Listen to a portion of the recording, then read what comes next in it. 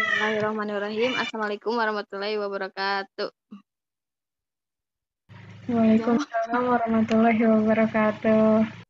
Di sini saya selaku moderator kelompok 8.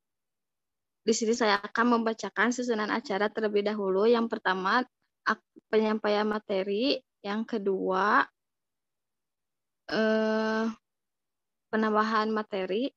Yang ketiga, sesi tanya jawab. Pertama-tama kepada yang terhormat, kepada Ibu Fadilah MPD dan kepada Bapak Haji Dr. Tarsono SAG MPD dan teman-teman semuanya. Baik, untuk penyampaian materi yang pertama dipersilakan kepada adik. Dipersilakan. Baik, teman-teman.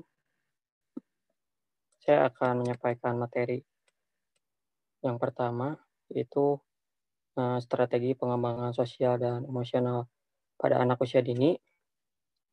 Pertama, perkembangan sosial merupakan pencapaian kematangan dalam hubungan sosial. Perkembangan sosial dapat pula diartikan sebagai proses belajar untuk menyesuaikan diri terhadap norma-norma kelompok, moral, dan tradisi. Bisa disebut juga dengan meleburkan diri menjadi satu kesatuan dan saling berkomunikasi dan kerjasama. Kemudian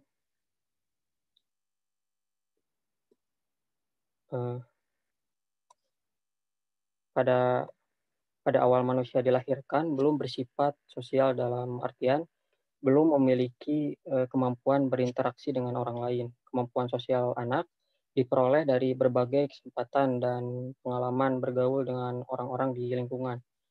Pada masa usia 2-6 tahun, anak sangat senang kalau diberikan kesempatan untuk menentukan keinginannya sendiri, karena mereka sedang membutuhkan kemerdekaan dan perhatian. Pada masa ini juga muncul rasa ingin tahu yang besar dan mereka menuntut untuk memenuhinya. Mereka terdorong untuk belajar hal-hal yang baru dan sangat suka bertanya dengan tujuan untuk mengetahui sesuatu.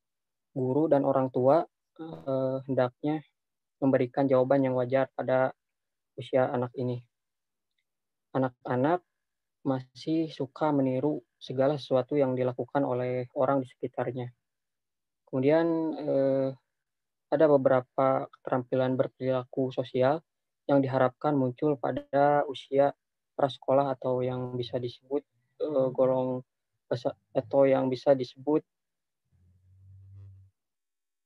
dalam aspek kemampuan membina hubungan dengan orang lain. Hal ini juga kemudian dikembangkan ke dalam kurikulum di suatu lembaga prasekolah.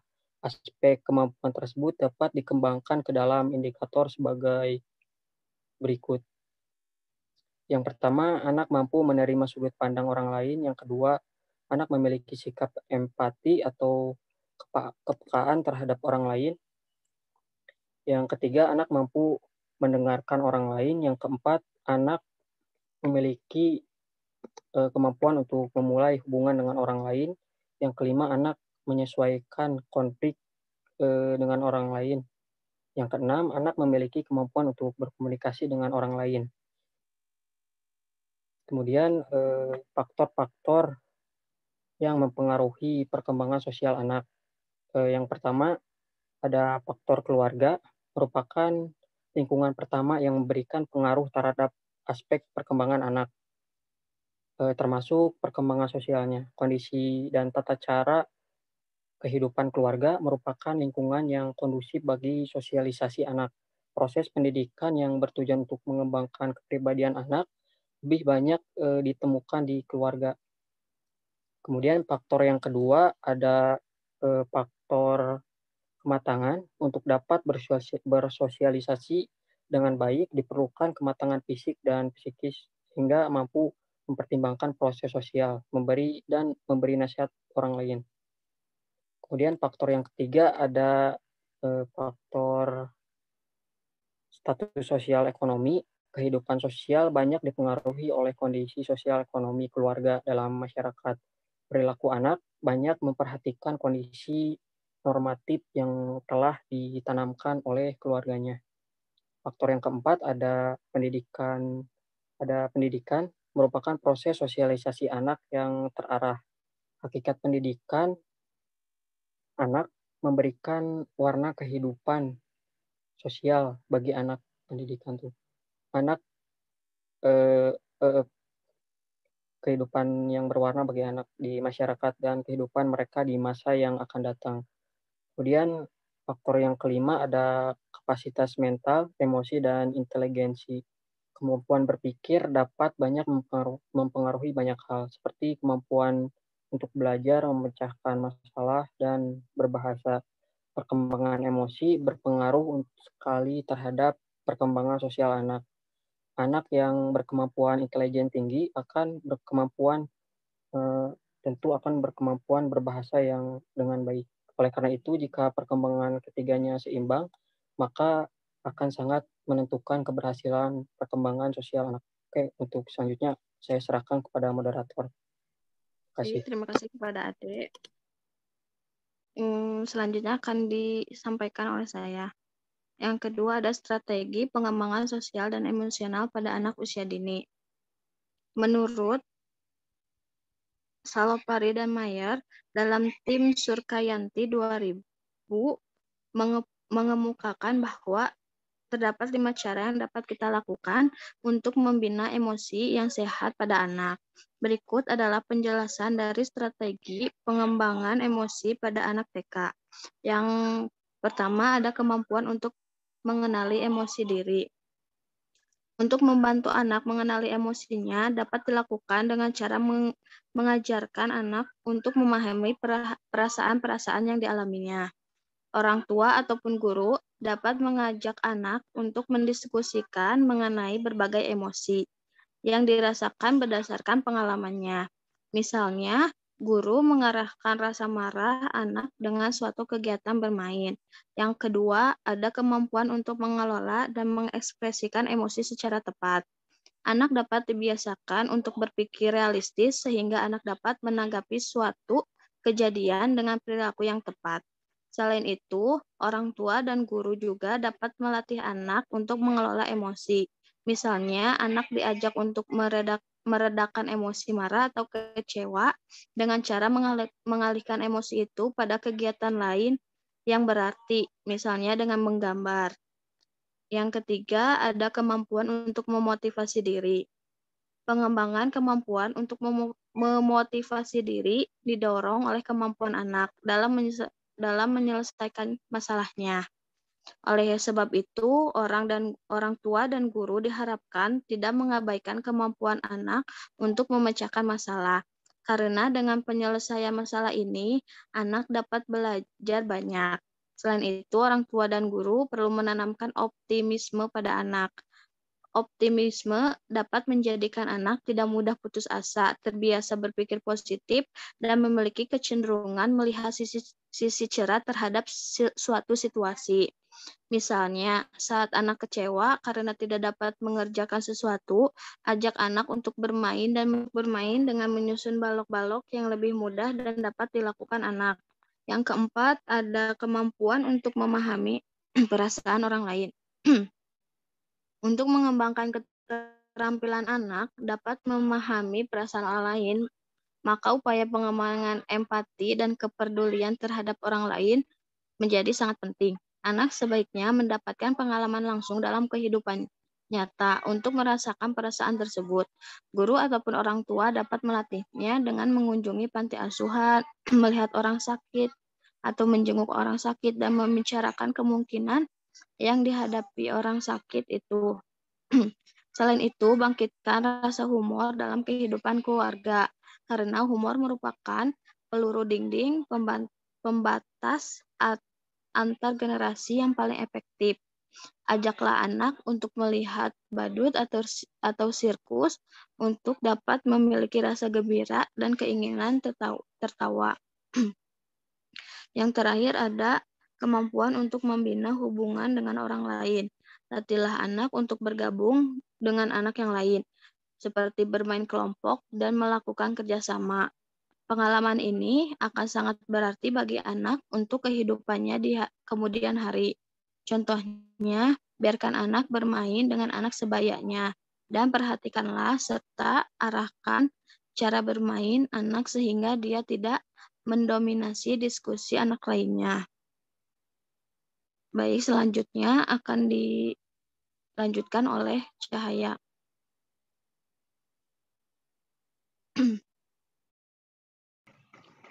Terima kasih kepada moderator yang telah memberikan waktunya.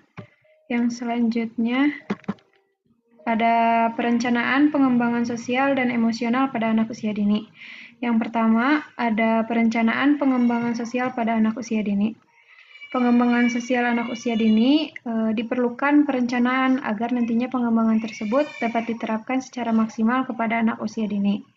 Dalam pengembangan sosial, anak harus ada campur tangan atau kerjasama antara orang tua dan guru.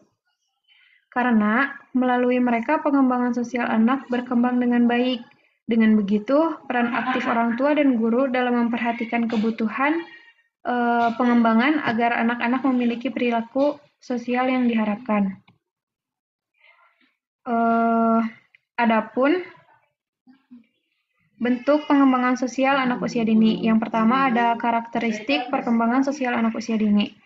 Pada fase ini, anak-anak diharuskan mengembangkan inisiatif mereka masing-masing seperti mengajukan pertanyaan dari apa yang dilihatnya, didengar, maupun yang dirasakannya.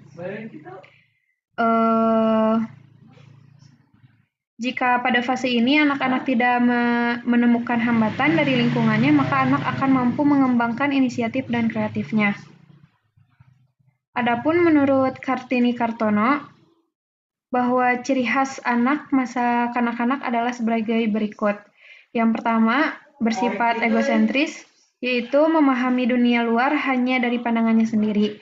Yang kedua, yaitu mempunyai relasi sosial dan benda-benda dan manusia yang sifatnya sederhana dan primitif. Anak hanya minat terhadap benda dan peristiwa yang sesuai dengan fantasinya. Yang ketiga, ada kesatuan jasmani dan rohani yang tidak dapat dipisahkan, sehingga mempunyai penghayatan yang diekspresikan secara spontan. Dan yang terakhir ada sikap hidup yang fisionomis, yaitu anak tidak dapat membedakan benda hidup dengan benda mati, karena anak memberikan atribut sendiri menurut penghayatannya. Yang B ada keterampilan sosial anak usia dini. Keterampilan-keterampilan yang dimiliki anak usia dini adalah yang pertama, yaitu kemampuan dalam menjalin hubungan dengan orang lain. Biasanya, ketika anak sudah masuk TK, anak-anak akan diberikan kesempatan untuk bergaul dengan anak yang lainnya, yang sebaya. Dan itu dapat meningkatkan kemampuan dalam berkomunikasinya. Ketika pengalaman awal bersosialisasi anak banyak akan memberikan kesenangan, maka proses bersosialisasinya berkembang ke arah yang positif. Yang kedua, ada kemampuan melakukan bermain dan menggunakan waktu luang, yaitu di mana dunia anak merupakan dunia bermain, karena bermain merupakan suatu kebutuhan dasar bagi anak usia dini. Dengan begitu, jangan larang anak untuk bermain, karena sebagian besar waktu anak itu diisi dengan kegiatan bermain. Yang ketiga, ada kemampuan menghadapi situasi sosial yang dihadapi anak.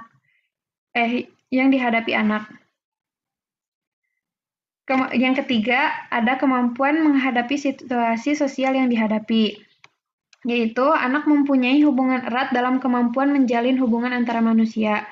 Karena mau tidak mau, kemampuan menghadapi situasi sosial akan melibatkan orang lain. Pada dasarnya tidak akan lepas hubungannya dengan orang lain.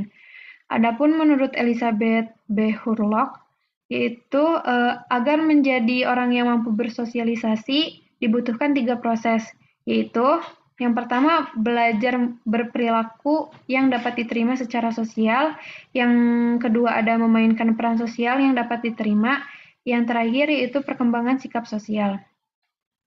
Yang C, ada pola perilaku sosial anak.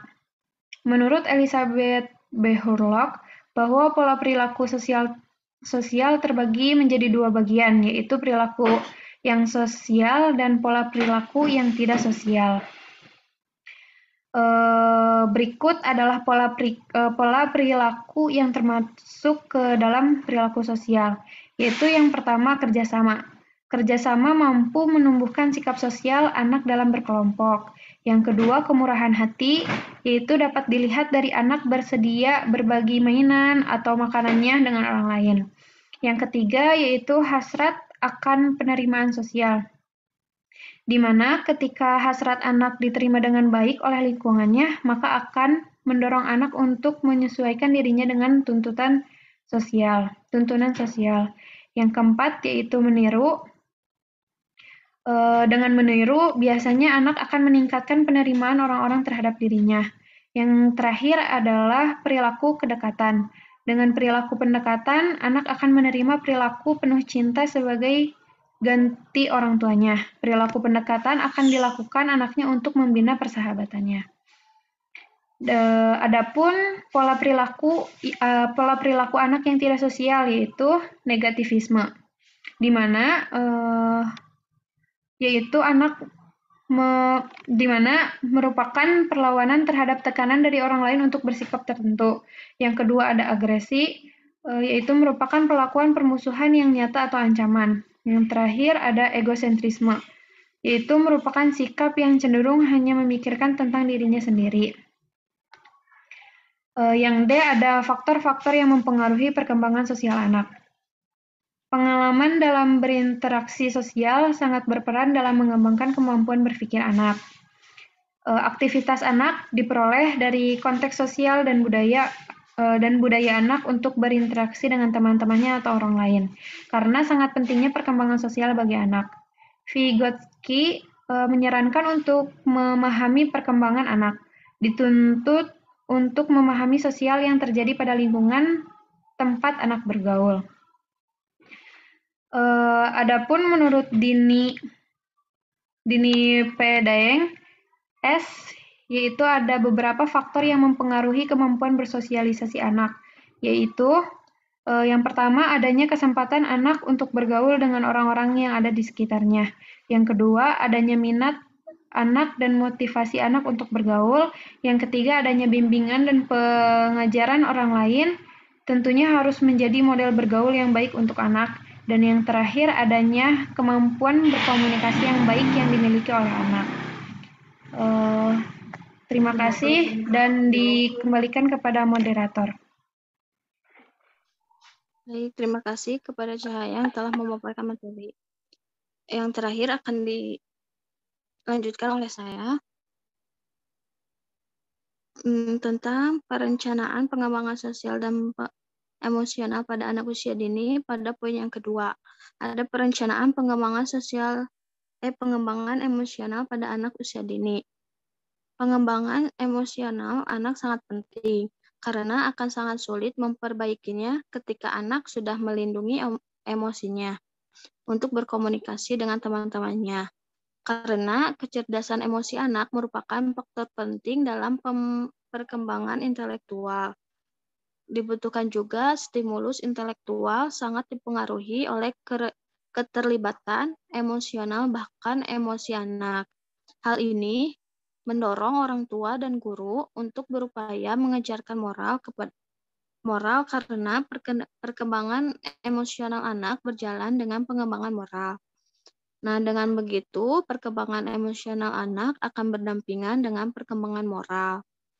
Maka berilah contoh atau teladan yang baik untuk anak. Nah, berikut adalah perencanaan pengembangan emosional anak, yaitu yang pertama ada pendekatan secara keseluruhan atau holistik, yang kedua melalui pembelajaran terpadu berbasis tema, yang ketiga pengembangan program kegiatan rutin atau pembiasaan, yang keempat ada pedoman kebiasaan pada anak sesuai dengan pedoman pembiasaan yang lebih baik. Sekian penjelasan materi dari kelompok kami. Assalamualaikum warahmatullahi wabarakatuh.